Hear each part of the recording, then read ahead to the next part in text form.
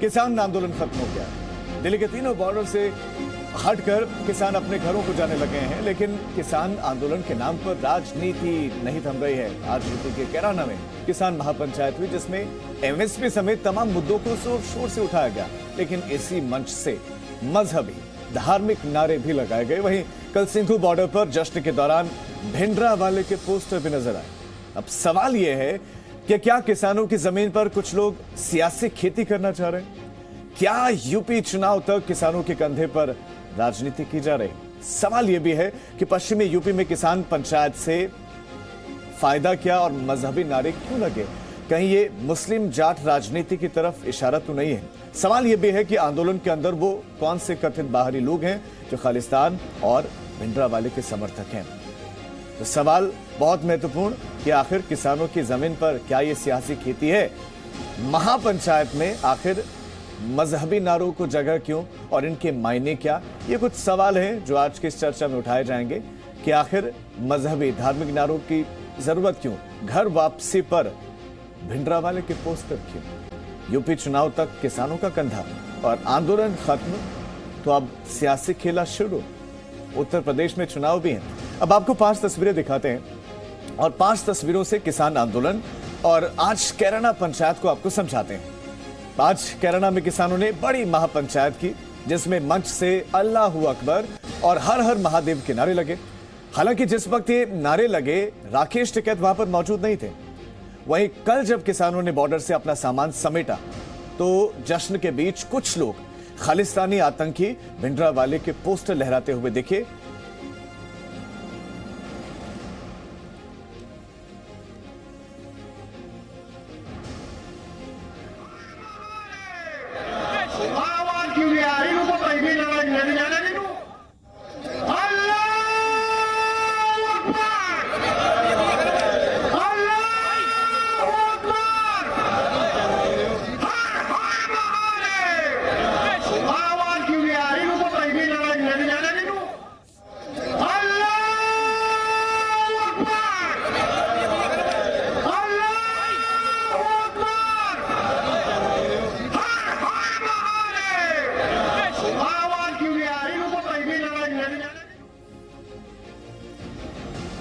नारे आपने सुने और ये पहली बार नहीं है जब किसानों के आंदोलन में हर हर महादेव और अल्लाहू अकबर के नारे लगे।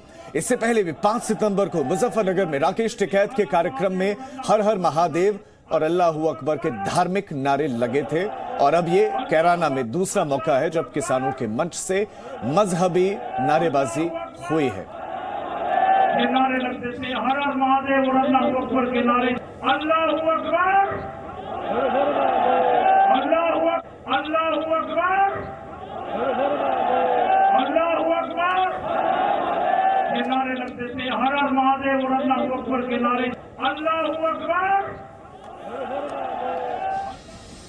मंच किसानों का, जहां से कहा यह जा रहा है कि बात किसानों की होगी, लेकिन वहां पर लग रहे हैं मजहबी नारे। वो भी कब? ये महापंचायतें हो रहे हैं जब किसानों की मांगे सरकार ने मान ली है और कुछ पर सरकार की तरफ से आश्वासन है और उसी आश्वासन के बाद किसान घरों को वापस लौटे हैं।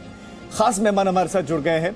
हमारे साथ संजू वर्मा, प्रवक्ता बीजेपी, जुड़ गए हैं। घनश्याम तिवारी जी समाजवादी पार्टी का पक्ष रखेंगे। प्रणब धवन जी हमारे साथ हैं, कांग्रेस का पक्ष रखेंगे। किसान नेता संजय राणा जी हमारे साथ हैं और चौधरी सवित मलिक हमारे साथ हैं, किसान यूनियन अध्यक्ष हैं। आप सभी का स्वागत है। और शुरुआत चौधरी सवित मलिक जी, मैं आप ही से करूंगा कि आपने जो जो मांगे रखी सरकार के सामने, आपने कहा तीनों कृषि कानून वापस ले लो, सरकार ने ले लिए। दूसरी मांगों को लेकर आप डटे हुए थे, आपकी बातचीत हुई, सरकार ने प्रस्ताव रखा। फिर ये महापंचायतों की आवश्यकता क्या है? इसका मकसद क्या है? इसका मकसद किसान है या फिर आने वाले दिनों में होने वाले चुनाव?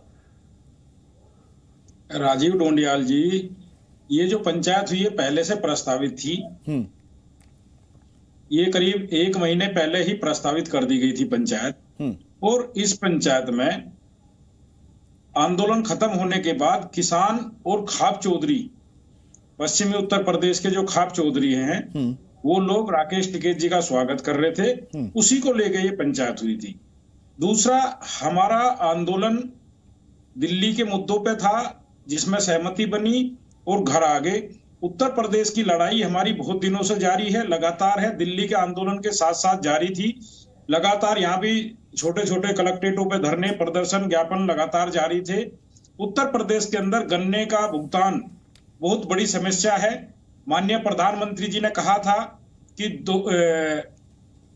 17 में कि हम 14 दिन में गन्ने का भुगतान करेंगे। पश्चिमी उत्तर प्रदेश की 22 जनसभाओं में उन्होंने कहा कि हम 14 दिन में गन्ने का भुगतान करेंगे। आवारा पशु एक बहुत बड़ी समस्या है जो किसान की फसल नष्ट कर देता है और किसान भारी घाटे में जा रहा है। बिजली का मुद्दा है। दूसरा, खाद, जब चौधरी सबित मलिक जी, मैं आपकी बात को मैंने बड़े ध्यान से सुना। आपने कहा कि पहले से प्रस्तावित थी, चलिए ठीक है, पहले से प्रस्तावित थी, लेकिन इनमें से तो बहुत सारे मामले ऐसे हैं, बहुत सारी मांगे आपकी ऐसे जिन पर आपके सरकार से बातचीत हुई है, सरकार की तरफ से आपको आश्वासन भी मिला है। तो उसके बाद इन तमाम मुद्दों का एक बार फिर से इस मंच से जिक्र करना क्यों? और राकेश टिकैत ने वहां से पलायन का भी मसले का जिक्र कहा कि पलायन नहीं, ये तो सरकारी प्लान, तो फिर ये पॉलिटिकल बयानबाजी क्यों? राजीव जी, कौन सा शहर ऐसा है जिससे आदमी बाहर नहीं जाता? कोई अपने बच्चे पढ़ाने जाता है, कोई रोजगार करने जाता है, तो उसको आप पलायन का मुद्दा कैसे बना रहे हैं? नहीं, इसका किसानों से क्या लेना देना है? इस मसले का आपसे क्या लेना देना था? इन जो आपके किसानों वाले जो मुद्दे थे उससे क्या लेना देना था इसका? 1 महीना पहले वहां योगी जी गए थे और उन्होंने कहा था कि यहाँ लोग डरे हुए हैं, यहाँ पलायन होता था, ये होता था, तो उसी का जवाब दे रहे हैं। और जो आप मजहबी नारों की बात कर रहे हैं, ये सन 87 से लगते आ रहे हैं। सन 86 में यूनियन बनी थी महेंद्र सिंह टिकैत के द्वारा, और उनका कोई भी आंदोलन होता था तो उसमें हर हर महादेव, अल्लाह अकबर के नारे लगते थे, जो पहले से लगते आ रहे हैं। आज इसको मीडिया क्यों मुद्दा बना रही है? यानी कि आप अपने प्रदर्शन का बता रहे हैं कि ये हिस्सा था 87 से होते आ रहे हैं। संजू वर्मा जी, आपको डिस्कशन का हिस्सा बनाते हुए कि क्या ये जो मजहबी नारेबाजी वहां पर हुई है, ये सन 87 से हो रही है, इसलिए एक परंपरा का हिस्सा बन गई, इसलिए हुआ है, या आपको लगता है कि उत्तर प्रदेश के चुनाव में असर डालने के लिए, मुस्लिम प्लस जाट वोटर्स तक एक मैसेज पहुंचाने के लिए ये नारेबाजी हुई है? और दूसरा, मैं आपसे महापंचायत पर रिएक्शन लूंगा आपका कि महापंचायत की का मकसद आपके हिसाब से आप क्या, जब सरकार ने आप उनकी मांगों को मान लिया तब? मैं पहले आपके दूसरे सवाल का जवाब दूंगी राजीव जी। पहली बात तो ये कि राइट टू असेंबली, ये हमारे संविधान के तहत हर किसी का हक बनता है। तो चाहे किसान के मामले अभी पूरी तरह से सुलझ चुके हैं और किसान भाइयों ने जो आंदोलन था 14 महीने तक चला, उसको वापस भी ले लिया, जिसका मोदी सरकार ने खुली तरह से इसकी प्रशंसा की है और कहा है कि हम किसानों के हित के लिए पूरी तरह से वचनबद्ध, कटिबद्ध और प्रतिबद्ध हैं। तो ये बात मैं दोहराना चाहती हूँ आपके माध्यम से, आपके चैनल के माना माध्यम कि आप से, प्रतिबद्ध हैं, लेकिन आप ये बताएं ना कि ये जो महापंचायत हुई है, क्या आपको लगता है कि अब मिशन यूपी की शुरुआत हो गई है और इस मसले को गौण नहीं होने देना चाहते हैं जो भी लीडर्स हैं? ये बात बिल्कुल साफ है। मैं बिना गोलमोल and without trying to shove things under the carpet, मैं एक चीज साफ कहना चाहती हूँ कि किसान आंदोलन का सियासीकरण करने की विपक्ष ने भरपूर कोशिश की और जब नवंबर 19 को प्रधानमंत्री नरेंद्र मोदी ने कृषि कानूनों को वापस लेने का ऐलान किया, फिर 24 नवंबर को कैबिनेट ने इसकी डिसीजन ली और फिर 29 नवंबर को हमने कृषि कानूनों को निरस्त करने का बिल पास किया। आप देखिए विपक्ष का रवैया कैसा रहा है। विपक्ष पहले चाहती थी कृषि कानून वापस लो, जब कृषि कानून वापस ले लिए तब ये कहते भाई हमारे साथ बिना वार्तालाप किए आपने कृषि कानून वापस क्यों ले लिए? मतलब गिरे तो गिरे पर टांग ऊंची, यही रवैया है। क्योंकि उत्तर प्रदेश में, मैं जल्द 20 सेकंड लूंगी, आप एक चीज समझ लीजिए, चाहे लखनऊ म्यूनिसिपल कॉर्पोरेशन के आप चुनाव के नतीजे देखिए, 75 में से 69 सीट्स तो बीजेपी को मिली, बाकी 2 सीट समाजवादी पार्टी को मिली। कांग्रेस तो इक्वेशन में है ही नहीं। फिर आप ब्लॉक पंचायत के पोल्स देखिए, ब्लॉक पंचायत के चुनाव में 825 में से 635 सीटें बीजेपी को मिली, मतलब स्ट्राइक रेट है 77%। वहां पर भी कांग्रेस कहीं दिखी नहीं इक्वेशन में। तो साफ शब्दों में मैं ये कहूंगी कि चाहे म्यूनिसिपल पोल हो, बाई पोल हो, ब्लॉक पंचायत पोल हो, बीजेपी ने पूरे विपक्ष को पूरी तरह से विध्वंस कर दिया है और इसीलिए ये लोग किसानों की आड़ में अपनी राजनीति। ठीक है, आप ये कह रहे हैं कि किसानों की आड़ में ये कुछ और नहीं है बल्कि सियासत है। हमारे साथ प्रणव धवन जी, संजय राणा जी और घनश्याम तिवारी जी भी है, मैं उनके पास भी जाऊंगा, लेकिन उससे पहले आपको 2 और तस्वीरें दिखाता हूं। दो और तस्वीरें जिन पर विवाद है। पहली तस्वीर है 15 जनवरी 2021 की, जब किसान आंदोलन के दौरान भिंडरावाले के पोस्टर नजर आए थे, जिस पर किसान नेताओं ने सफाई दी थी कि पोस्टर वाले लोग आंदोलन में शामिल नहीं है। यह कहा गया था कि पोस्टर वाले लोग आंदोलन में शामिल नहीं, लेकिन अब एक बार फिर से शनिवार को यानी कि कल एक बार फिर से भिंडरावाले के पोस्टर नजर आए। यह तब हुआ है जब किसान सिंघू बॉर्डर से जाते वक्त जश्न मना रहे थे, तभी निहंगों के ग्रुप में भिंडरावाले के पोस्टर नजर आए। भिंडरावाला वही शख्स है, ये जर्नैल सिंह भिंडरावाला वही शख्स है जिसकी वजह से 1984 में ऑपरेशन ब्लू स्टार को अंजाम दिया गया था। 1 जनवरी 2021 को भिंडरावाले के पोस्टर नजर आए, आंदोलन में ये नजर आए। घनश्याम तिवारी जी, इससे पहले पोस्टर नजर आए थे, तब उसके पीछे की दलील दी गई थी कि हिस्सा नहीं है, लेकिन एक बार फिर से जो कुछ संगठन है वो भिंडरावाले की तस्वीरें लहराते हुए नजर आए, और यही वजह है कि पहले भी इल्जाम लगे थे कि खालिस्तानी कहीं ना कहीं कनेक्शन है। नमस्कार राजीव जी, आपको, को पैनलिस्ट को और दर्शकों को। मुझे लगता है कि एक बात हमें ठोस तौर पे मान लेनी चाहिए कि देश के किसान भक्त, हम सब जितने देशभक्त हैं उतने ही देशभक्त हैं, उससे अधिक देशभक्त हैं।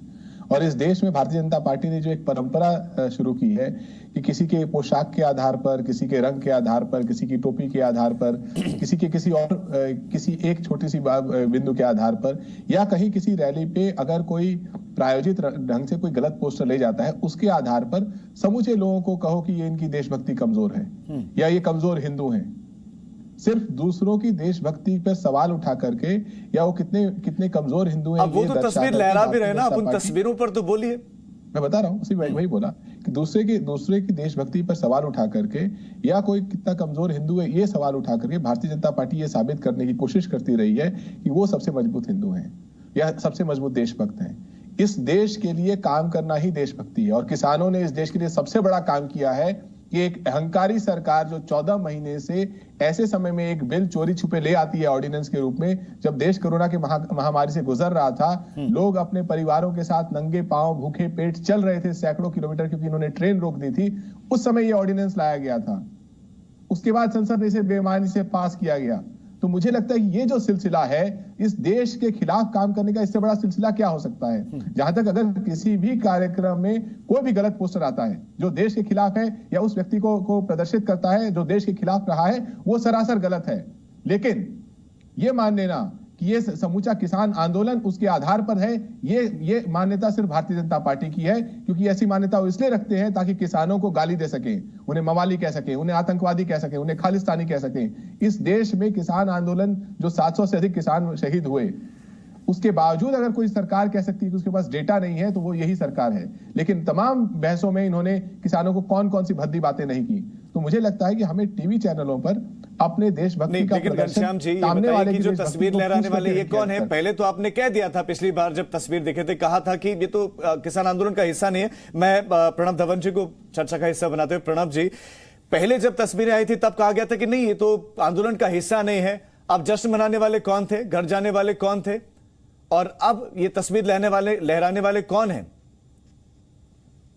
देखिए राजीव जी, शुरू से केंद्र की मोदी सरकार का एक ही एजेंडा रहा है, इस आंदोलन को कैसे बदनाम करना है। कभी किसानों को आतंकवादी कहा जाता है, कभी किसानों को खालिस्तानी कहा जाता है, कभी इनको माओवादी कहा जाता है, और आज वही कोई उनको आतंकवादी भी नहीं कह रहा, खालिस्तानी भी नहीं कह रहा, लेकिन कोई सवाल तो पूछेगा ना कि अगर भिंडरावाले की तस्वीरें नजर आएंगी वहां पर, तो सवाल तो पूछे जाएंगे कि भिंडरावाले की तस्वीरें क्या कर रहे हैं वहां पर? जब एक आंदोलन चलता है, जब एक जन सैलाब आता है, उसमें एक आधा व्यक्ति ऐसा भी आ सकता है जो किसी विचारधारा से जुड़ा हो, लेकिन ये कहीं ने नहीं लिखा है कि वो किसान नहीं है। आज देखिए, अगर मैं बात करूं किराना की महापंचायत की, वहां पे हर हर महादेव भी कहा गया, वहां पर अगर अल्लाह अकबर के नारे लगे, ये क्या दर्शाता है कि किसान का कोई धर्म नहीं, किसान सिर्फ अन्नदाता है। और मैं तो एक बात कहूंगा कि आज झूठों का हुआ है मुंह काला और सच्चों का हुआ है बोलबाला। इसी कारण केंद्र की मोदी सरकार, जो वोट की चोट लगी है ना इनको, पिछले दिन ही हिमाचल में इनको हार का सामना करना पड़ा, आज किसान यूपी में महापंचायत कर रहे हैं, ये इसी कारण हुआ है। ये 3 कृषि काले कानून